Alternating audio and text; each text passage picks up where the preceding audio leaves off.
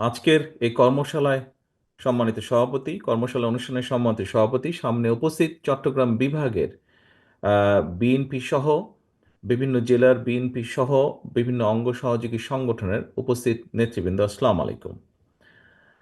মোশাররফকে প্রথমে আমি একটা ধন্যবাদ জানাই যে আজকে অন্তত আমার নামের সাথে কোনো বিশেষণ সে ব্যবহার করেনি, এতদিন পর আমার অনুরোধটা সে রেখেছে। নেতৃবৃন্দ, আহ, আপনাদের সকলকে আমি আন্তরিকভাবে ধন্যবাদ জানাচ্ছি আজকের এই অনুষ্ঠানে, এই কর্মশালায় উপস্থিত হয়ে আমরা দলের অবস্থান থেকে, দলের পক্ষ থেকে দেশ এবং দেশের মানুষের জন্য আগামী দিনে যে পরিকল্পনাগুলো নিয়েছি সেই পরিকল্পনাগুলো জানার জন্য, বোঝার জন্য এবং শিখে নিয়ে যাওয়ার জন্য আমি আপনাদেরকে আন্তরিকভাবে ধন্যবাদ জানাতে চাই। আহ, চট্টগ্রাম বিভাগে আজকে আরেকটা এক্সট্রা ধন্যবাদ আমি দিতে চাই চট্টগ্রাম বিভাগের নেতাকর্মীদেরকে। এই বিভাগে আজকে উপস্থিত থাকার কথা ছিল 515 জনের, সেখানে উপস্থিত হয়েছেন 859 জন। আমার মনে হয় আমরা যতগুলো বিভাগে এখন পর্যন্ত অনুষ্ঠান করেছি সব জায়গায় বিভিন্ন কারণেই হতে পারে, মানুষ অসুস্থতা বা অন্য হঠাৎ কোনো জরুরি কিছুতে কিছু মানুষ 5 জন 10 জন কম উপস্থিতি পেয়েছি আমরা। বাট চট্টগ্রাম বিভাগই একমাত্র বিভাগ যেখানে আমরা উল্টাটা পেয়েছি, অনেক বেশি নেতাকর্মীর উপস্থিতি পেয়েছি। সেজন্য আমি আপনাদের সকলকে আন্তরিকভাবে ধন্যবাদ জানাতে চাই। প্রিয় সহকর্মীবৃন্দ, চট্টগ্রাম, এই সেই চট্টগ্রাম যেখান থেকে শহীদ রাষ্ট্রপতি জিয়াউর রহমান বাংলাদেশের স্বাধীনতা ঘোষণা করেছিলেন। স্বাধীন বাংলাদেশের সূচনা যেখান থেকে হয়েছিল, এই সেই চট্টগ্রাম। আজ আমরা সেই চট্টগ্রামের মাটিতেই আমাদের 31 দফা তুলে ধরেছি আপনাদের সামনে। সহকর্মীবৃন্দ, এই 31 দফাটি প্রথমে ছিল 27 দফা, পরবর্তীতে এটি 31 দফা হয়েছে। কারণ বাংলাদেশের প্রো ডেমোক্রেসি যে দলগুলো আছে, আন্দোলনরত, আমরা স্বৈরাচারের পলাতক স্বৈরাচার যে তার বিরুদ্ধে আন্দোলনরত যতগুলো দল ছিল, সকল দলের মতামতের ভিত্তিতে পরবর্তীতে আমরা এই 31 দফা দিয়েছি। কাজেই আমরা বলতে পারি, কম বেশি মোটামুটিভাবে বলতে পারি যে এই 31 দফা বাংলাদেশের সকল প্রো ডেমোক্রেটিক দলগুলোর পক্ষ থেকে উপস্থাপন করা হয়েছে, যার ভেতরে কম বেশি মোটামুটিভাবে দেশের এবং আগামী দিনে দেশ, দেশ পরিচালনা, দেশের লক্ষ্য উদ্দেশ্য সবকিছুই কম বেশিভাবে আছে।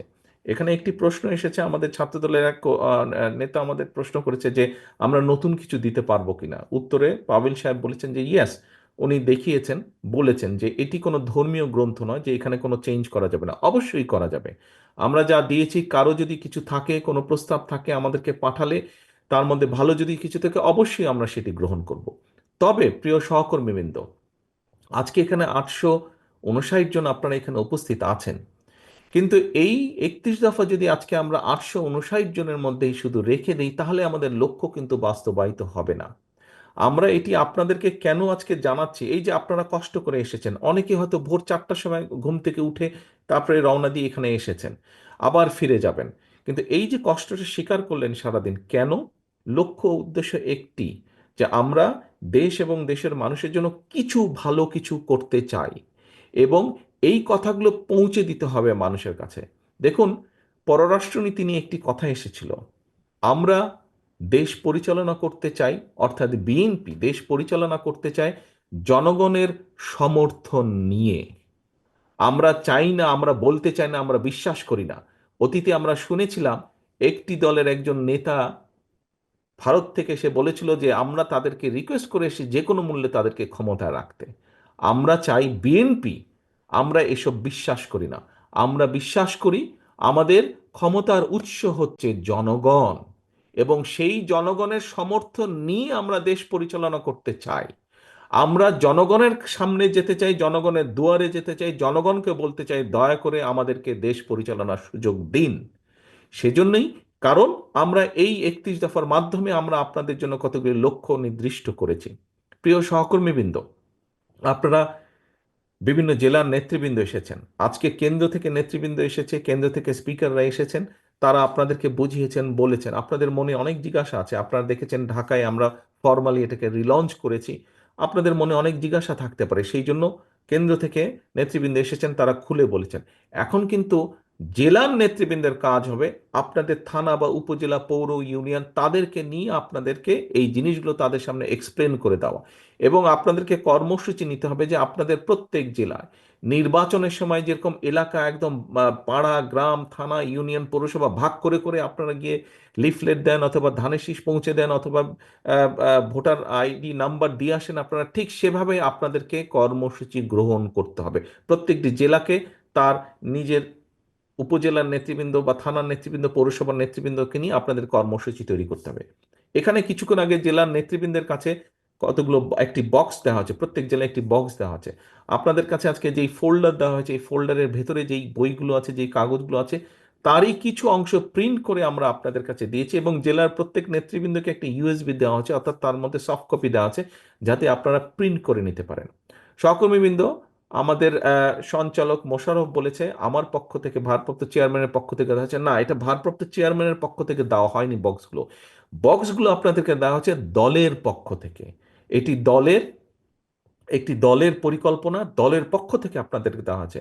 এখন দলের একজন কর্মী হিসেবে, দলের একজন নেতা হিসেবে আপনাকে এটি নিয়ে যেতে হবে, মানুষের দ্বারে দ্বারে নিয়ে যেতে হবে। আমি আগেই বলেছি, আমাদের সকল ক্ষমতার উৎস, শহীদ জিয়া যেটি বলে গিয়েছেন, সকল ক্ষমতার উৎস জনগণ। কাজেই জনগণের সমর্থন আমাদের দরকার, জনগণের সমর্থন নিয়ে আমরা দেশ পরিচালনা করতে চাই। সহকর্মীবৃন্দ, আমি প্রায় প্রত্যেকটি অনুষ্ঠানে একটি কথা বলে থাকি। আজকে সময় কম, আমি সংক্ষেপে তুলে ধরবো একটি কথা। এবং আপনাদেরকে, আপনাদের নেতা হিসাবে আমি আপনাদেরকে নির্দেশনা দিব, আপনাদের সহকর্মী হিসাবে আপনাদেরকে আমি অনুরোধ করব। দেখুন, আমাদের কিছু কিছু সহকর্মীর মনে 5 তারিখের পরে একটি অদ্ভুত নতুন একটি অনুভূতি এসছে। কি? মনে হচ্ছে যে আমরা বোধহয় সরকার গঠন করে ফেলেছি। প্রিয় সহকর্মী মিলে, আমরা সরকার গঠন করিনি। আমরা এখনো বিরোধী দলই আছে, বিরোধী দলেই আমরা অবস্থান করছি, বা আমরা অন্তত যাই হোক সরকারি দলে আমরা নেই বা সরকারে আমরা নেই। আমাদের সেই সকল, যে সকল সহকর্মী এরকম ভুল উপলব্ধি করছেন, তাদের বিভিন্ন আচরণের জন্য বিভিন্নভাবে বিভিন্ন জায়গায় দল ক্ষতিগ্রস্ত হচ্ছে, দলের ইমেজ ক্ষতিগ্রস্ত হচ্ছে। প্রিয় সহকর্মীবৃন্দ, এর ভিতরে চট্টগ্রামেও কিছু কিছু ঘটনা ঘটেছে। আমি কঠোরভাবে আপনাদেরকে আজকে আপনাদের নেতা হিসেবে নির্দেশনা দিতে চাই, আপনাদের সহকর্মী হিসেবে আপনাদের কাছে বিনীত অনুরোধ করে বলতে চাই। দেখুন, আপনারা এখানে প্রত্যেকটি উপস্থিত 859 জন প্রত্যেকটি মানুষ, আপনারা এক একজন বিএনপির প্রতিনিধি। আপনারা এক একজন কিন্তু বিএনপির প্রতিনিধি। আপনার এলাকায়, আপনার যেখানে আপনি থাকেন, যেই যতটুকু জায়গা নিয়ে আপনার পরিচিতি, আপনাকে প্রত্যেকটা মানুষ আপনাকে চেনে বিএনপির একজন কর্মী বা বিএনপির একজন নেতা হিসেবে। হলেন আপনি বিএনপির, হলেন আপনি যুবদল, স্বেচ্ছাসেবক, ছাত্রদল, শ্রমিক দল, তাঁতি দল, যেটাই হন না কেন, এন্ড অফ দ্য ডে আপনাকে মানুষ, আপনার যদি নাম হয়ে থাকে এরশাদুল্লাহ, আপনাকে ও বিএনপির এরশাদুল্লাহ, আচ্ছা, এইভাবে আপনাকে কিন্তু মানুষ চিনে। ও নাজিম, ও বিএনপির নাজিম, আচ্ছা, এইভাবে কিন্তু মানুষ আপনাকে চেনে। অর্থাৎ আপনি পরিচিত বিএনপির প্রতিনিধি হিসাবে। প্রিয় সহকর্মীবৃন্দ, আপনি যখন আপনার নিকট আত্মীয় স্বজনের বাসায় যান, আপনি নিশ্চয়ই আপনার চলাফেরা, কথাবার্তা, উঠা বসাতে এমন কিছুর পরিচয় দেন যাতে সেই আত্মীয়র মনে আপনার সম্পর্কে কোনো নেগেটিভ ধারণা না হয়। এটি নর্মালি আমরা করি, করি না? এটি নেগেটিভ ধারণা না হয়। সহকর্মীবৃন্দ, আপনি যখন এলাকায় পরিচিত বিএনপির প্রতিনিধি হিসাবে, কেন আপনি এমন কিছু করবেন? আপনার যেই কথা, আপনার যেই বিহেভিয়ার, আপনার যেই কাজের দ্বারা দলের ইমেজ, দল ক্ষতিগ্রস্ত হবে, কেন আপনি এটা করবেন? আপনার এলাকার মানুষ তো আপনারই স্বজন, আপনারই তো আপনজন। দুদিন পরে যখন ভোট হবে ইনশাল্লাহ, সেই ভোটের সময় তো আপনি ধানের শীষের পক্ষে ভোট করতে যাবেন। আপনি কোন মুখে তাদের কাছে ভোট চাইবেন? আজকে যদি এমন কোনো বিতর্কিত কথা বা বিতর্কিত কাজ আপনি করে থাকেন, তখন তো সে আপনাকে উল্টা ইনসাল্ট করবে, যে ওই দিন এই কাজ করেছিল না, কেন এখন আসছে ভোট চাইতে আমার কাছে? এই কথা আপনাকে শুনতে হবে। আমাদের পক্ষে সম্ভব না। আমরা বিশ্বাস করি না দামি নির্বাচনে, আমরা বিশ্বাস করি না নিশিরাতের নির্বাচনে, আমরা বিশ্বাস করি না ব্যালট চুরির নির্বাচনে।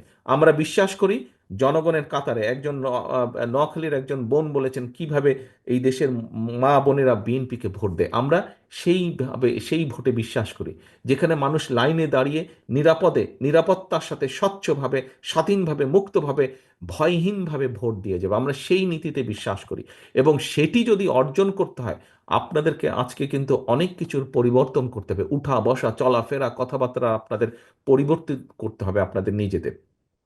বারে বারে আমি বলছি, জনগণকে সাথে রাখুন, জনগণের সঙ্গে রাখুন।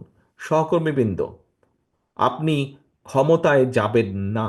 এখানে উপস্থিত মানুষ, একটি মানুষও ক্ষমতায় যাবেন না। আপনারা আপনারা মানুষের সমর্থন পেলে ইনশাল্লাহ দেশ পরিচালনার সুযোগ পাবেন। দেশ পরিচালনার সুযোগ পাবেন, মানুষ আপনাদেরকে ক্ষমতা দেবে না, আপনাদেরকে দেশ পরিচালনার সুযোগ দেবে। দুটোর মধ্যে পার্থক্য আছে। ক্ষমতায় ছিল পলাতক স্বৈরাচার, পার্থক্যটা বুঝতে হবে। ক্ষমতায় ছিল পলাতক স্বৈরাচার, ক্ষমতা ছাড়া কিচ্ছু বুঝতো না বলেই দেশের মানুষের জন্য কোনো কাজ করেনি। আপনাদের আজকে যে বিভিন্ন অভিযোগ যে তাদের আমলে জলাবদ্ধতা হয়েছে, ট্রাফিক জ্যাম হয়েছে, এই হয়েছে হয়েছে, শিক্ষা ব্যবস্থা ধ্বংস হয়ে গেছে, সংস্কৃতি ধ্বংস হয়েছে, কেন এই কথাগুলো আপনারা বলছেন? এই জন্য আপনারা এই কথাগুলো বলছেন যে ওরা ক্ষমতায় ছিল, ওরা জনসমর্থনে দেশ পরিচালনার সুযোগ পায়নি, ক্ষমতা দখল করে ক্ষমতায় ছিল।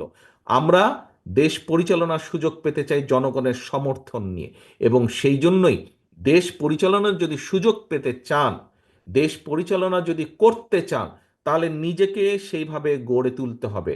নিজের প্রতি মানুষের সেই সমর্থন, আস্থা অর্জন করতে হবে।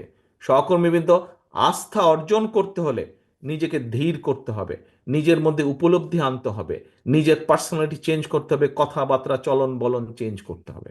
আপনাদের নেতা হিসেবে, সহকর্মী হিসেবে এটি আপনাদেরকে আমি বলতে চাইছি, বলার চেষ্টা করছি। দয়া করে আসুন। আমাদেরকে কিন্তু দিন শেষে আপনারা প্রায় বলেন যে বিএনপির প্রতি মানুষের আস্থা আছে। ভাই, এই আস্থাটাকে তো ধরে রাখতে হবে। আস্থাটাকে ধরে না রাখলে কিন্তু আপনি ভোট পাবেন না, কোনোভাবেই আপনাকে ভোট পাবে না। ভোট কি হবে সেটা ভোটার ঠিক করবে, সে কাকে ভোট দেবে, আপনাকে দিবে না। কারণ আপনার প্রতি তার আস্থা নেই। এবং এই আস্থা ধরে রাখার দায়িত্ব কিন্তু জনগণ না, পাবলিকের না, ভোটারের না। এই আস্থা ধরে রাখার দায়িত্ব কিন্তু আপনার। আস্থা ধরে রাখা, বন্যার সময় এই যে নোয়াখালী অঞ্চলে বন্যা হলো, আপনারা বা দল মানে সকলে দিন রাত আপনারা পরিশ্রম করলেন মানুষের পাশে গিয়ে দাঁড়ানোর জন্য, সাহায্য করলেন, সহযোগিতা করলেন। শুধু বন্যার সময় না, বন্যার পরেও করেছেন। আপনারা কেন করেছেন? মানুষের আস্থা ধরে রাখার জন্য। ঠিক একইভাবে ভোট যতক্ষণ না হচ্ছে, আপনাকে সেই আস্থা ধরে রাখতে হবে। এবং ভোটে ইনশাল্লাহ আপনি জিতলে তখন আপনাকে কাজ করতে হবে এইগুলো বাস্তবায়নের জন্য। 31 দফা। কাজে ব্যাপারটি এত সহজ না, এবং ব্যাপারটি এত এত এত ছোটখাটো না, ব্যাপারটি অনেক সিরিয়াস ব্যাপার। এই ব্যাপারটি অনেক সিরিয়াস ব্যাপার। আপনি রাষ্ট্র পুনর্কাঠামো, আপনি রাষ্ট্র কাঠামো মেরামত, এখানে দেখুন, রাষ্ট্র কাঠামো মেরামত, এই মেরামত কিন্তু is a very serious matter. কাজেই আমাদেরকে সেভাবে প্রস্তুত হতে হবে। সহকর্মীবৃন্দ, আমি জানি সকলের ধৈর্য একরকম হয় না। কারো ধৈর্য কম হয়, কারো ধৈর্য বেশি হয়, কারো মাথা গরম হয়, কারো মাথা ঠান্ডা হয়, মানুষে মানুষে ভেদাভেদ থাকে। আমরা সহকর্মী, আমি আপনাদেরকে বারে বারে অ্যাড্রেস করছি সহকর্মী হিসেবে। আপনার বিপদে আমি পাশে দাঁড়াই, আমার বিপদে আপনি পাশে দাঁড়ান, সেজন্যই আমরা সহকর্মী। কাজেই আমরা সকলে মিলে দল। আপনি ক্ষতিগ্রস্ত হলে আমি ক্ষতিগ্রস্ত, আমি ক্ষতিগ্রস্ত হলে আপনি ক্ষতিগ্রস্ত। কাজে আমাদেরকে প্রত্যেকের প্রতি খেয়াল রাখতে হবে। আমাদের খেয়াল রাখতে হবে দলের প্রতি, এবং দলের প্রতি যদি আমরা খেয়াল রাখতে পারি, তাহলেই আমরা জনগণের আস্থা অর্জন করতে সক্ষম হব। প্রিয় সহকর্মীবৃন্দ, আসুন আজকে এই কর্মশালায় আপনারা যেরকম 31 দফা কি জেনে গেলেন, 31 দফা কি বুঝে গেলেন, 31 দফা বুঝে জেনে গিয়ে আপনারা যেরকম জনগণের কাছে পৌঁছে দিবেন, জনগণের দ্বারে দ্বারে পৌঁছে দিবেন, জনগণকে বোঝাবেন।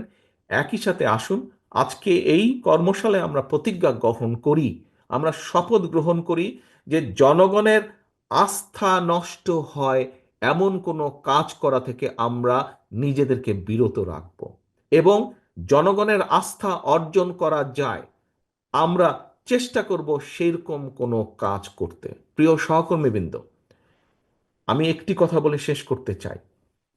কেউ যদি মনে করে থাকেন, আমি মনে হয় এই কথাটি আগেও বলেছি, বিভিন্ন জায়গায় বলেছি, চট্টগ্রাম বিভাগেও আমি কথাটি বলেছি, কেউ যদি আমরা ভেবে থাকি যে আমাদের প্রধান রাজনৈতিক প্রতিপক্ষ যাকে আমরা ভাবতাম তারা মাঠে এখন দুর্বল, তারা নেই মাঠে বা মাঠে দুর্বল, এবং তাহলে আমাদের সব কিছু সোজা একদম সসর করে আমরা চলে যাব, আল্লাহর ওয়াস্তে এই কথাটি মন থেকে সরিয়ে দিন। কারণ আমার 35 বছরের রাজনৈতিক অভিজ্ঞতার আলোকে আমি যেটি বুঝি, আমার থেকে এখানে অনেক অভিজ্ঞতা সম্পন্ন রাজনীতিবিদ আছেন, আমি মনে করি তারা আমার সাথে একমত হবেন। আগামী যে নির্বাচন, এই নির্বাচন কিন্তু অনেক কঠিন। যে কোনো নির্বাচনের আমি মনে করি যদি আমাদের প্রধান রাজনৈতিক প্রতিপক্ষ থাকতো, মাঠে থাকতে পারতো, সেক্ষেত্রে নির্বাচন যতটুকু কঠিন হতো, আমি মনে করি নির্বাচন আগামী দিনে আরো কঠিন, তারা দুর্বল হয়ে যেতে আরো কঠিন। এখানে অনেক ষড়যন্ত্র চলছে, এবং অনেক অদৃশ্য শক্তি আপনার বিরুদ্ধে কাজ করছে, অদৃশ্য শক্তি এখানে। ওই যে চট্টগ্রাম বন্দরে বললো না অনেক ষড়যন্ত্র কাজ করছে, একজন বললে প্রশ্ন করেছে, বাংলাদেশ জাতীয়তাবাদী দল বিএনপি তথা আপনার বিরুদ্ধে, যেহেতু আপনি বিএনপির প্রতিনিধি, আপনার বিরুদ্ধে অনেক ষড়যন্ত্র কাজ করছে। একটু ঠান্ডা মাথায় আল্লাহর বাস্তে এগুলো চিন্তা করুন আপনারা। আপনি ছাত্রদল হন, যুবদল, স্বেচ্ছাসেবক, বিএনপি, তাঁতি দল, মহিলা দল, যেই হন না কেন, আল্লাহর বাস্তে এগুলো একটু চিন্তা করুন। বহু ষড়যন্ত্র চলছে। এই ষড়যন্ত্রকে যদি উপড়ে ফেলতে হয়, এই ষড়যন্ত্রকে উতরে যদি আসতে হয়, আমাদেরকে ধৈর্যর পরিচয় দিতে হবে, আমাদেরকে ধৈর্যশীল হতে হবে, আমাদের আচরণ সেরকম হতে হবে। প্রিয় সহকর্মীবৃন্দ, আমি আশা করব, আমি বিশ্বাস করি যে যেই কথাগুলো আপনাদের সামনে শেষে আমি এসে বলেছি, আমি জানি সারাদিন শেষে আপনারা আজকে ক্লান্ত, খুব বেশি কথা শুনতে এখন ভালো লাগবে না, কিন্তু যে কথাগুলো না বললেই নয়, আমি আপনাদের সামনে সেই কথাগুলোই তুলে ধরেছি। আমি অনুরোধ করব, বিগত 15-16 বছর আপনারা অক্লান্ত অত্যাচার নির্যাতন সহ্য করে আপনারা এই জায়গায় এসে দাঁড়িয়েছেন। আসুন আমরা সকলে মিলে, আমরা যেই অত্যাচার নির্যাতন সকলে মিলে সহ্য করেছি, আমাদের সামান্য ছোট ছোট ভুলের জন্য যাতে আগামী দিনের আমাদের এই বিসর্জনগুলো, যাতে আমাদের এই বিসর্জন যাতে নষ্ট না হয়ে যায়, আমরা সেই ব্যাপারে সচেতন থাকি। যে অত্যাচার নির্যাতন সহ্য করেছি, এখনো বহু মানুষের নামে মিথ্যা মামলা আছে, এখনো সেই মামলা উঠে নাই, মামলার খড়গ এখনো রয়ে গেছে। কাজে আসুন, যেই নির্যাতন আমরা সহ্য করেছি, যেই বিসর্জন আমরা দিয়েছি, সেই বিসর্জন যাতে নষ্ট না হয়ে যায়, যেই কষ্ট করেছি সেই কষ্ট যাতে নষ্ট না হয়ে যায়, এই ব্যাপারে আমরা সচেতন থাকি। আমরা 31 দফা মানুষের কাছে নিয়ে যাব, মানুষের আস্থা ধরে রাখার জন্য যা যা করা প্রয়োজন আমি সেটাই করব। আমাদের শেষ কথা হোক, আমরা জনগণের সাথে আছি, আমরা ইনশাল্লাহ জনগণের সাথে থাকব। কারণ জনগণই, রাজনৈতিক দল হিসেবে জনগণই আমাদের শেষ ভরসা। প্রিয় সহকর্মীবৃন্দ, সকলে ভালো থাকবেন, সকলে সুস্থ থাকবেন ইনশাল্লাহ। আল্লাহ হাফেজ। বাংলাদেশ জিন্দাবাদ। বাংলাদেশ জাতীয়তাবাদী দল জিন্দাবাদ। আসসালামু আলাইকুম।